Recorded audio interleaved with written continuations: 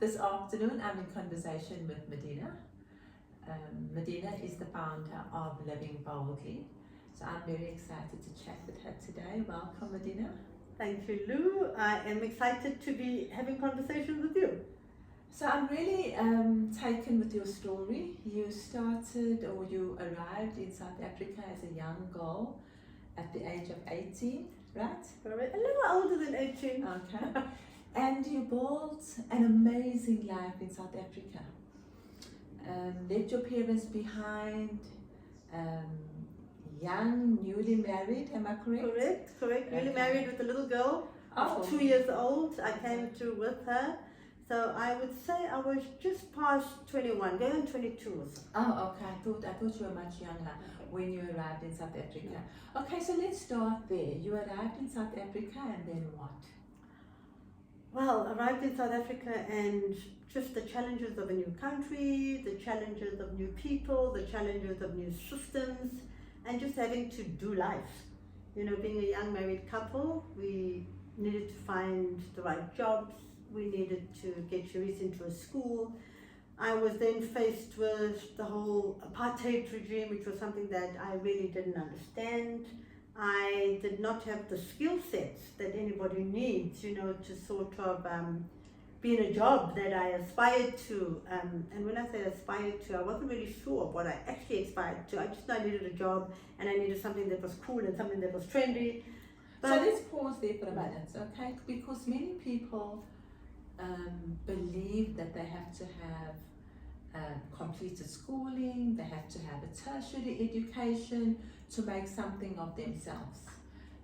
You say that you arrived in South Africa, no skills and experience. You completed your matric, your grade 12, right? Well, yes, in Zimbabwe it's known as your O-level because Okay. it's a different syllabus, Right. you know, but I stand to be corrected, but I think an O-level is very close to or similar to your matric. Okay. But no, I didn't get through. I wrote it, but I didn't get through that either. Oh, okay. So no skills, very little education or no tertiary education, and you began to build an amazing life for yourself. So tell us, where did it all start? I think it starts from passion. It starts from being passionate, being hungry, and I think fear. Fear drives a lot. You know, fear can drive you in a positive way, fear can drive you in a negative way. And I think a lot of it was fear because I had a little girl and I had to provide for her. And the expectation, you know, the expectation is huge from family, from friends, there's peer pressure, there's all kind of pressure.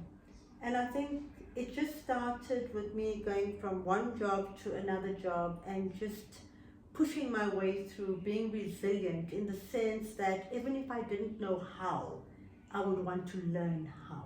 Okay, so there's the willingness to learn. Correct. Okay, so you moved from one job to the next, you learned, you grew. And that's all I actually did, is I kept learning and I kept growing. And I kept putting myself in spaces where opportunity presented itself. And as long as the opportunity presented itself, I was not going to give it up. So when you were working in corporate, you were working for companies. To what level did you rise within that particular organization or any organization before stepping out and starting your own business?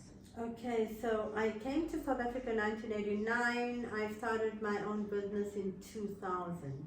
But in that time, I was in so many different spaces. I worked in the medical field, I worked in the mining industry, and I landed at an ad agency ultimately. And I think that's where, if you look at the diversity of spaces I was in, the skill sets that I developed, you know, from the admin side to the creative side to just production and everything else. I was then in a position when a further opportunity presented itself to step out, because I also would not conform.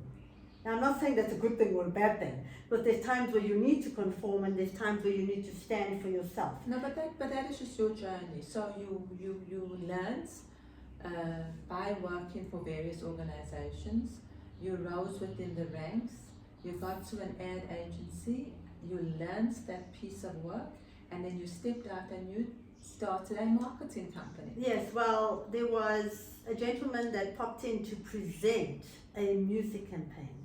And that's how I found myself with Music Marketing International, whereby he was presenting music for one of the clients where sponsorship was required and big artists were going to come into the country.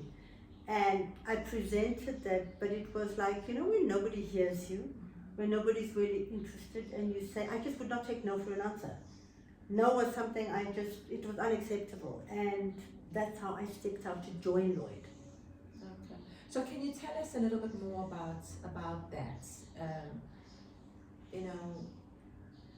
Trying to understand the music space. It was a huge learning curve for you.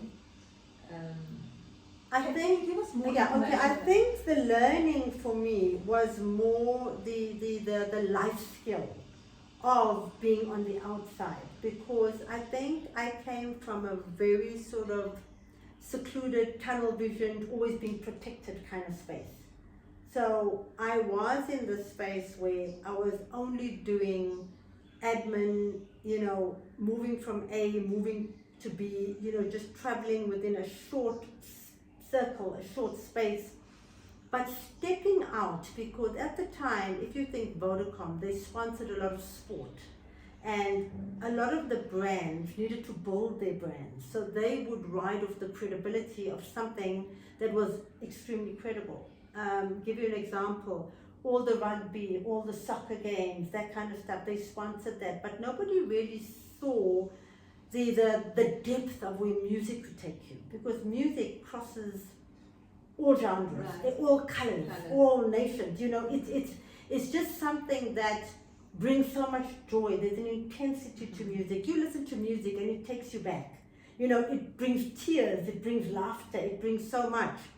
And the thought of a big brand sponsoring music wasn't very common at that time.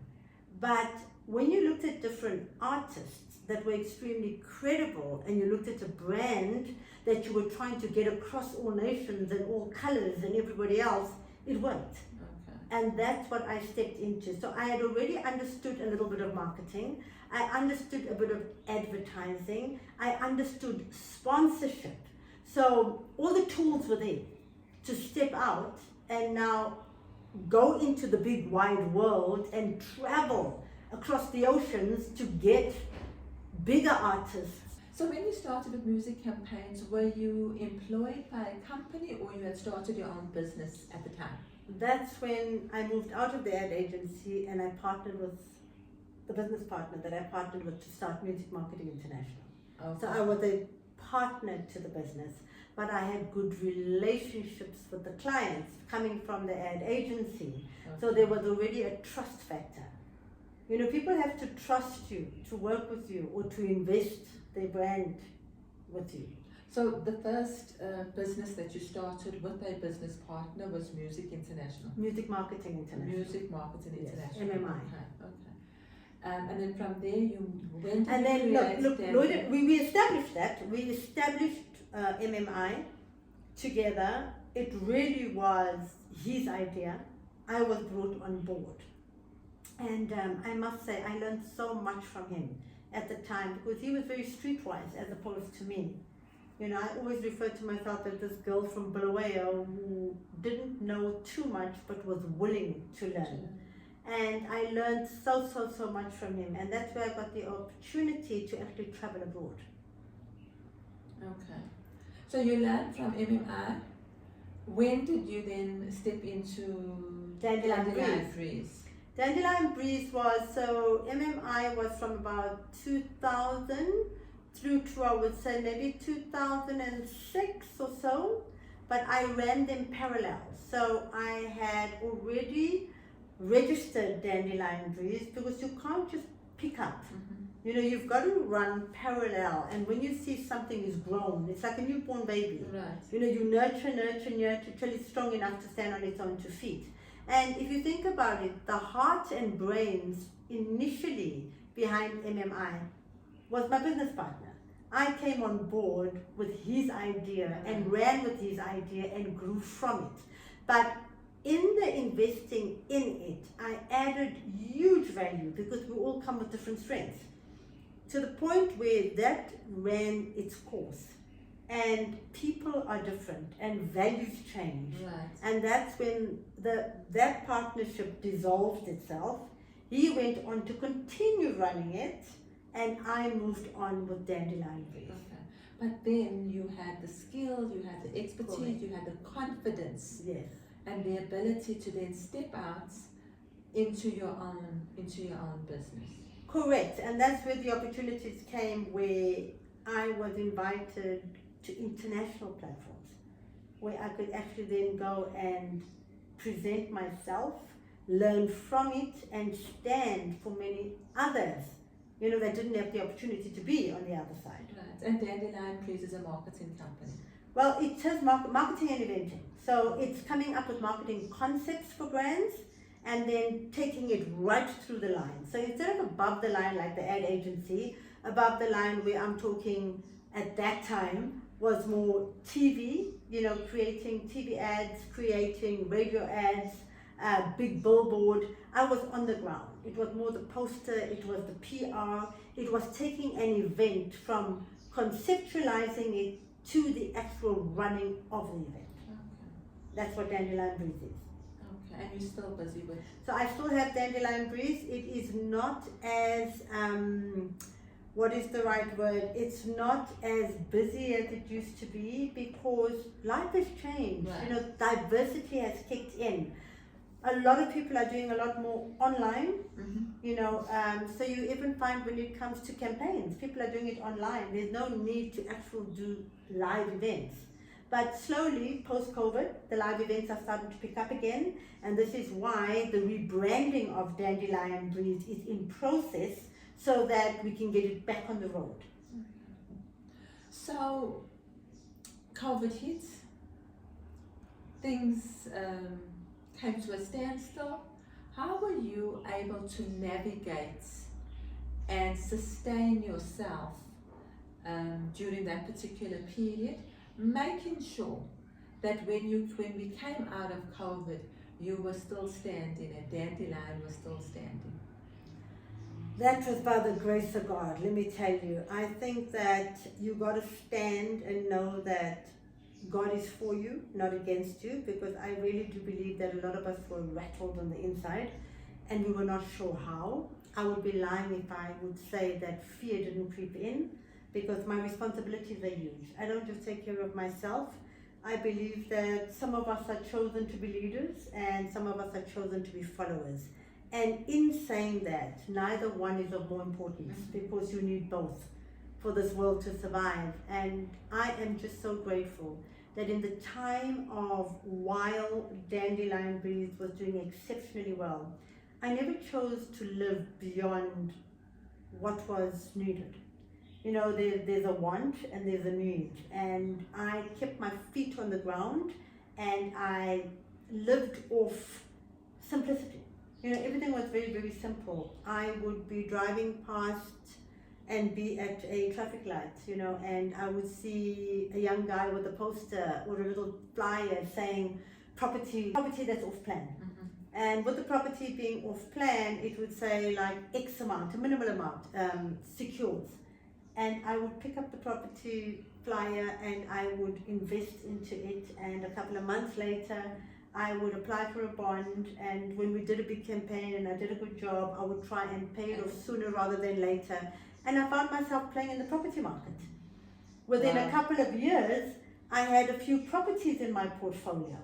So Dandelion gave you that opportunity. You did exceptionally well on events and marketing, and it allowed you then to move into the property space. Correct. And I think for me, it's crazy. There's so many different ways of investing, and somehow in my subconscious, I need to touch, feel. I need something tangible. So brick and mortar made sense to me. When people spoke about the stock exchange and people spoke about buying shares and so many different ways of investing your money, retirement annuities, I was just fearful of them.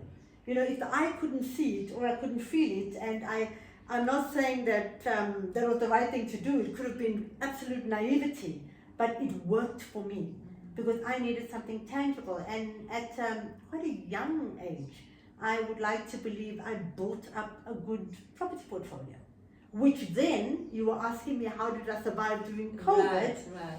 I was in a position to sell a few, and blessed enough that there were still buyers, you know, during that phase. And the income that came from that, I could use to sustain my lifestyle.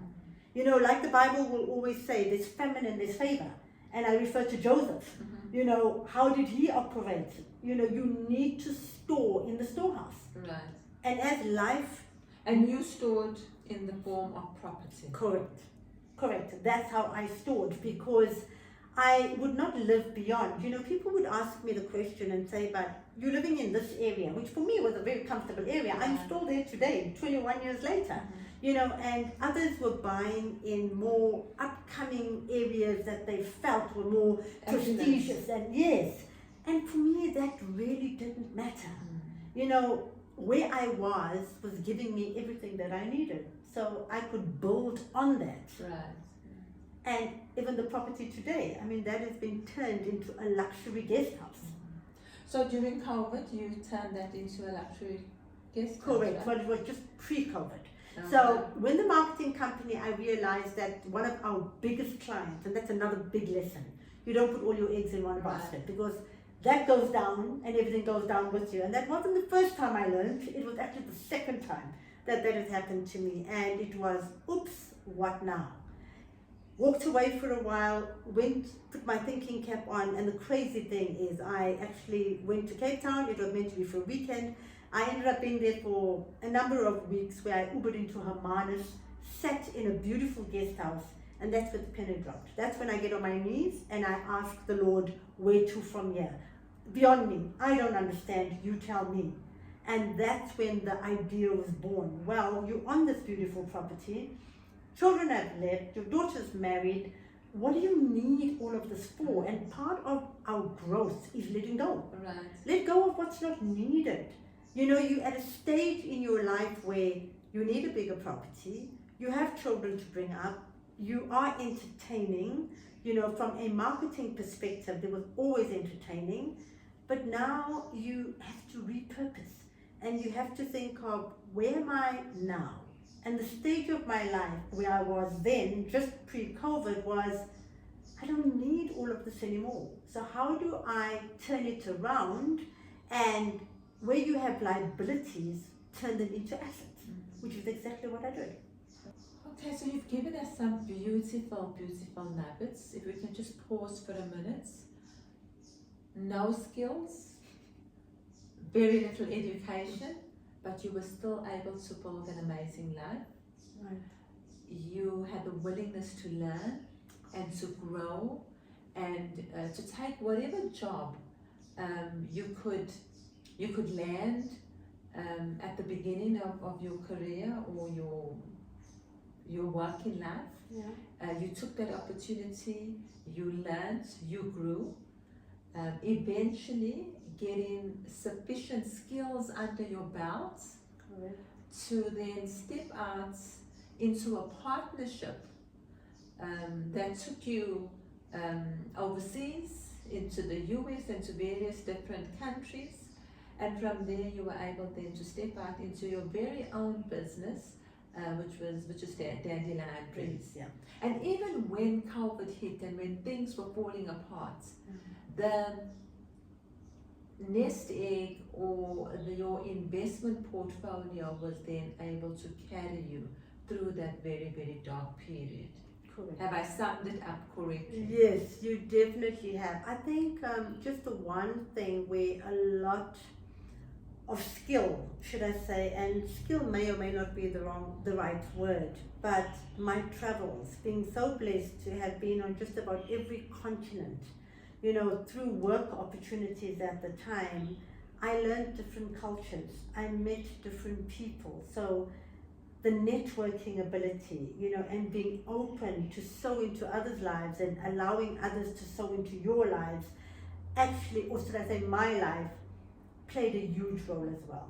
You know, that really contributed. And I think for me, it was never getting to the point of being starstruck. It was getting to the point of understanding who am I, what can I learn from different people, seeing the value in them, not in the name or the brand. You know, I find, I'm not saying that credentials and people don't work hard and shouldn't be applauded for the names that they become, but nobody's an idol.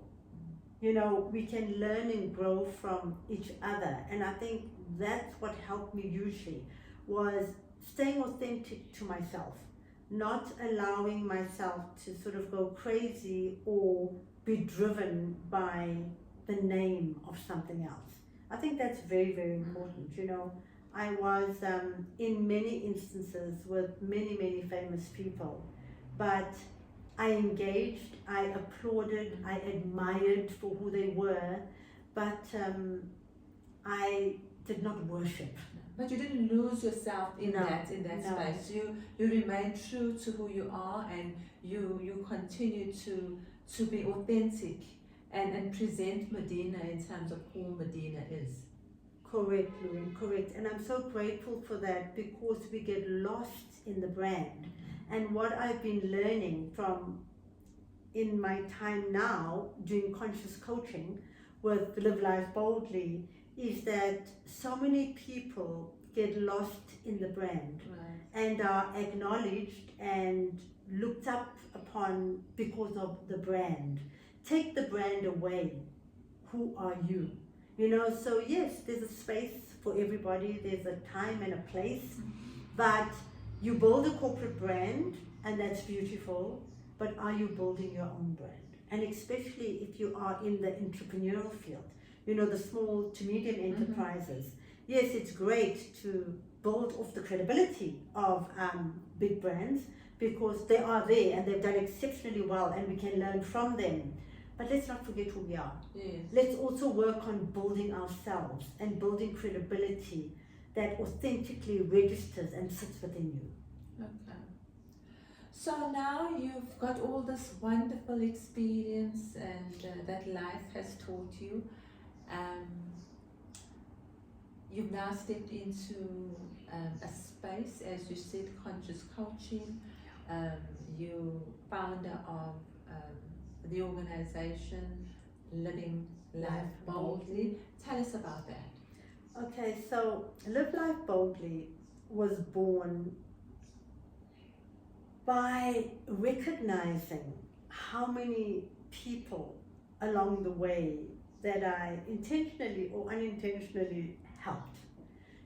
When you sow into people's lives and you're not afraid to give everything that you've learned, to give your IP away. You know, so many people say it's your intellectual property. You need to hold it, you need to keep it, you know, and I feel indifferently. I feel that the more you give, if it comes from the heart and you've created it, you can create more. So you just give away freely, and it's about paying forward. And I had sowed into so many people's lives. I really believe that it's a calling, it's a gift. You know, a career is one thing, but a gift is when you get so much joy from it and the return is immeasurable. For me, that's a gift. And I found myself doing that amongst so many young influencers, being in the marketing space, being in the music space, you know, in the industry of the arts. I was helping, I was coaching, I was doing it all, and that's why I call it conscious coaching more than anything else. I come into this also without having to have gone to university for it, without having to have sat in exams for it or anything like that. It's just by the experience that I have acquired over the years of the different spaces I've been in. And when I speak of that, I talk from being a bold woman in conjunction with living life boldly. You know, you go through childhood and sitting down and acknowledging and taking ownership of the trauma one has gone through, the challenges one has gone through, you know, and that rate across the board, from fear to rejection to abandonment to abuse to so many different things. The topics are many. And acknowledging all of that, and then going into business and understanding being a female of color in business. What does that come with? Yes. You know, then looking at relationships and going through a marriage, you know, being married from 18 years old and having a daughter and a long marriage and then going through a divorce and understanding that, and then going through religious changes of growing up Islamically and then choosing Christianity, you know, and the rejection of that. And life continues, you know, there is so much that one can share, and building a business, being a young entrepreneur in a space of being so open, and with my openness, being awarded major campaigns. The one I forgot to mention was actually partnering with Vodacom Sale and winning the World Cup. Right. You know, and moving the entire agency at the time to Bulawayo, and for 40 days just working with young artists, you know, in arts and culture, and, you know, being on stage and making This is the sure 2010 World Cup. the 2010 World Cup, and thereafter being asked to come to Brazil. I mean, for me, that can only be the gift and the blessing of a God that's bigger than all of us. Because look at the diversity and look at the number of people that worked on it. How do I get asked to come through? Yeah. You know, and it's been grateful for that, and always being thankful. Being in Brazil, presenting in Brazil, sharing in Brazil, coming back, I just feel that the experience is so extended and so diverse that I can't sit with it. I've got to share it. I've got to give it back. Yes, yes. And that's where I find myself now. So live life boldly is really just showcasing on my experiences how I've had to live life boldly with all its challenges and all its goodness, and saying, how do I share that to many others and be the accountability partner for them to grow and learn from others, you know, and still adapt it to your own life. But you're basically saying it is possible. Always, yes. And it you're is saying, possible. if I did it, leaving my country at the age of 21, 22, yes. with very little education, no real skill or expertise because you didn't have a tertiary education, Correct. builds up a career, Correct. and today you are now able to give back. And sustain my life. It's amazing. A comfortable life. Yeah. You know, I must say, if I said it's a fearless life, I'd be lying, because with all that's taking place, and stability is never consistent. You know, you're growing every day. I am so open to learn every day, because I still feel that the older I get, the less I know. Right. You know, because there's so much to learn every day, and the young innovation that comes in. I'm like a sponge, you know, I lap it all up, but I'm also willing to give off everything that worked for me. And I feel, you know, like the word says, together. Yeah. Together is everything. Right. And you are still putting your best foot forward?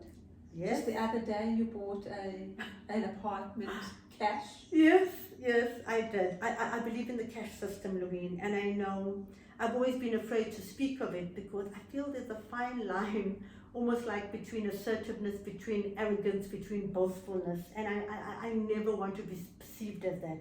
It also could be my subconscious belief system, but I'm bold enough now to say I've worked hard, I play hard, and I deserve it, because I've put the effort in. I don't believe in short-term, quick, overnight making money schemes. Believe me, I've burnt. Right. I've put a lot into it, forex trading, you name it, and I'm not slating it for a minute. Right. I'm not saying that it doesn't work for some. Right. It hasn't worked for me. So yes, I've worked very, very hard, and I did just buy a property, and I'll tell you why I bought the property. I bought the property out of fear. I'm strong, and I've overcome fear in many ways, but when I say fear, I'm talking positive fear. Fear out of I am helping so much and giving so much that am I considering what's going to be left for me at a later stage? Right. So it's also being smart enough to say, let me take what I still have and continue to invest it. correctly so that it's safe. Right. You know, and safe, unsafe, is anything safe today? It's not Yes. squandered, and you're not spending it on something frivolous. So you've taken this cash and you put it into an apartment. We both know that property is a great investment. You know, if you sell at the right time, you can make some good profit on it. But Correct. And as long as it's not, because it's not short term, you know, so if you're putting it in for the long haul, that's a good thing. You get a good rental out of it, which is also good. I must say I've been very blessed because tenants haven't always been the best for many, but I've been very blessed that the tenants we've had have always been good tenants. But that's because also I believe that if you're a property owner, it shouldn't just be about the money. For me, it's never been about the money. So the properties I have, the condition of the property is something that I'm prepared to live in.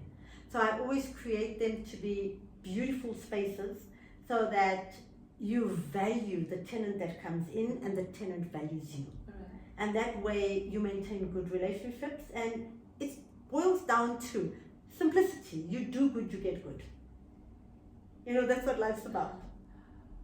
Well, Medina, thank you so much for speaking to us today. As I said, you've left us with some beautiful, beautiful nuggets. The one big takeaway for me is that it is possible. Yes. It is absolutely possible. Everything is possible. You just need to have the will, the stamina, the want, and know that there's a God that's bigger than you, that will never forsake you.